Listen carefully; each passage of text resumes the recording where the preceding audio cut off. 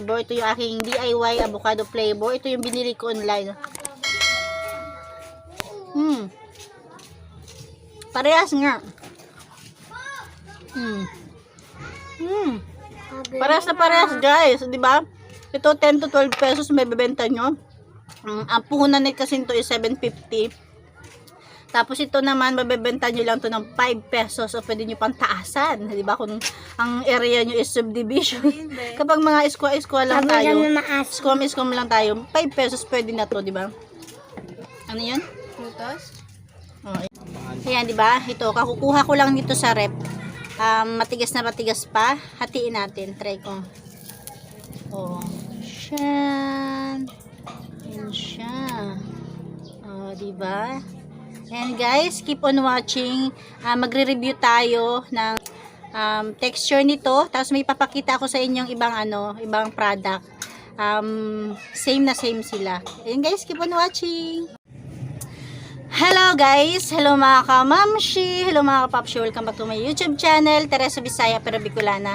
Ang yung tenderang Bicolana. Ayan guys, bali meron tayo ngayong eco-content. Tcharan! Sa ating nagawang ice candy na ang gamit natin is Enjoy. Ayan, ilagay ko sa ibaba yung link na paggawa ko ng ice candy.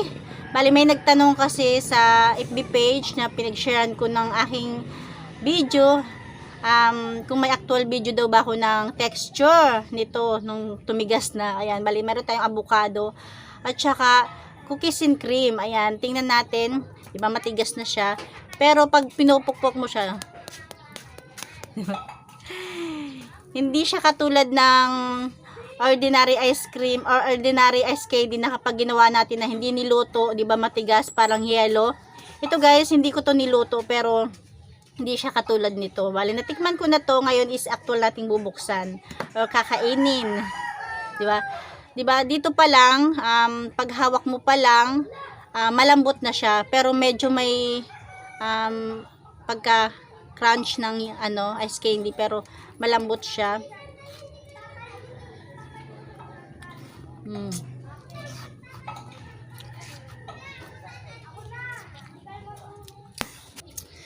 Ayan guys, diba, ayan siya.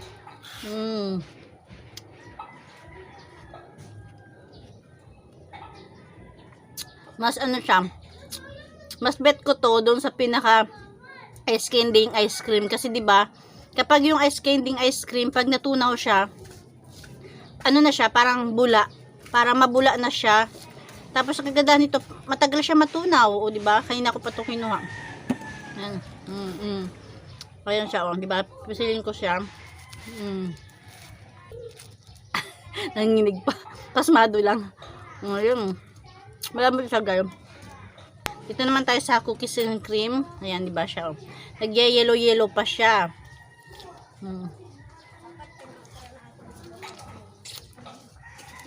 Ang lambot niya. Ayan siya, oh, ha? Ayan. Ayan, so shout out dito daw sa nagtanong. Ito na siya guys.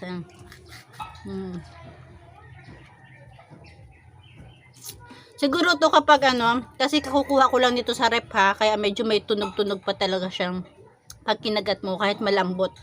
Pero kapag siguro medyo natatagal-tagalan na, matigas pa rin siya, malambot, pero hindi na siya lambot. Sarap. Original na ice candy.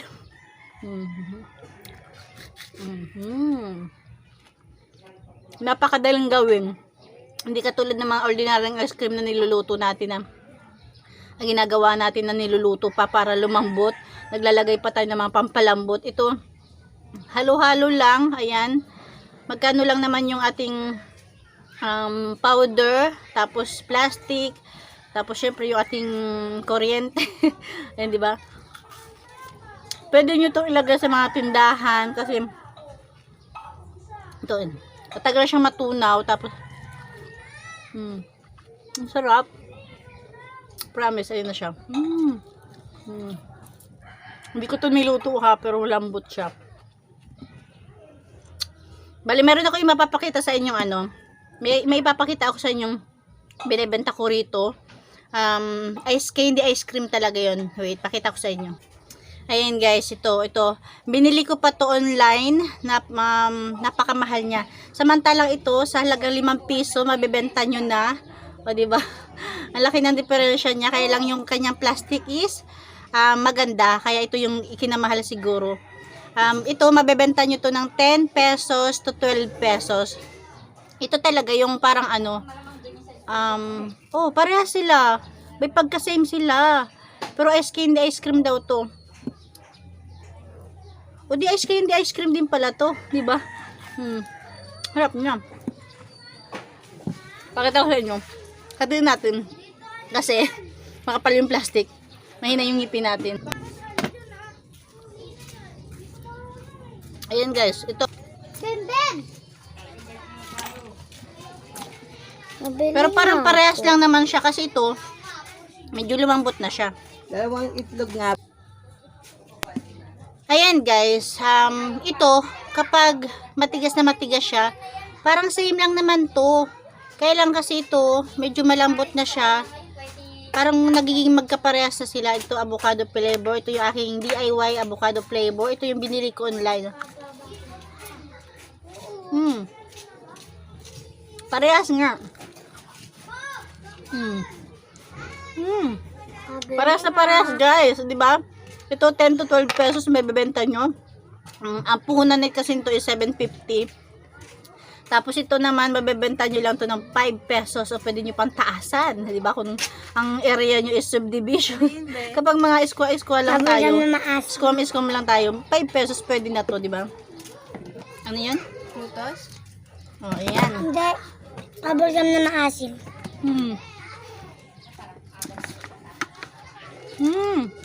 Ano yung dalawang prite? Ano nga siya? Same lang naman. Para maituturing din pala itong candy ice cream pala talaga. Kasi nga, ito, same lang sila. Ang lambot niya. Diba kanina pa to, medyo ano na siya. Mukbang na tayo. Mukbang ice candy. Ang sarap. At tagal pang matunaw.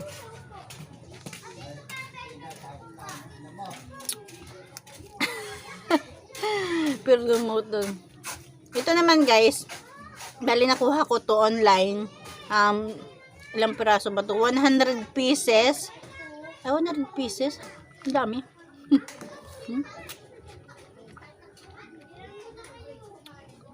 Basta ang dami kong kinuha nito. Binayaran ko rito is 750.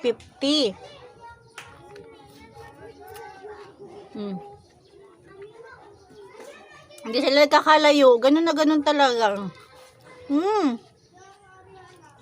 Same na same. Same na same. Avocado. Tapos to cookies and cream. Harap. Ang ano niya. Yung gatas niya, lasang lasa. Ang sarap. Ang layo ng presyo niya. Pero magkalasa lang sila. Ang sarap. You want? Gawa ka. Ito nga gawa kong to. Sa enjoy na panood ko. Parang maliit lang, parang hanggang dito lang yung gawa nila. Yung gawa ko kasi mas malaki. Ang sabi nila, makakagawa ka ng 88 pieces. Ako nagawa ko lang 70. Kapag nagawa nyo yung 88 pieces times 5, ang laki ng kita nyo guys. O diba? Ayan. Kapag ano, wala na akong masabi. Pag ako sinipon nito, pag ako inubo nito. Mukbang na tayo.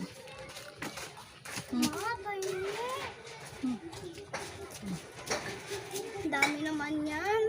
Siyempre. Ayan guys, ayan. Kaya shout out kay yan. Napakalambot. Hindi kayo mapapaya sa customer. Kahit di nyo lutuin, napakadaling gawin. Ayan, enjoy. Bikini man. Ice candy, 5 piso. Ayan. Malaki. Yung naka-green. Malaki yan, ganito. Yan dito. Sarap. Mamaya. Parang ice cream.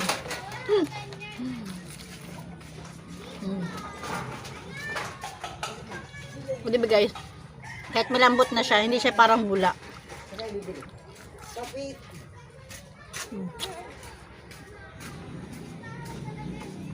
Yung lasa niya, hindi sila nagkakalayo. Same na same. Siguro nakapagpamahal lang dito is yung kanyang packaging.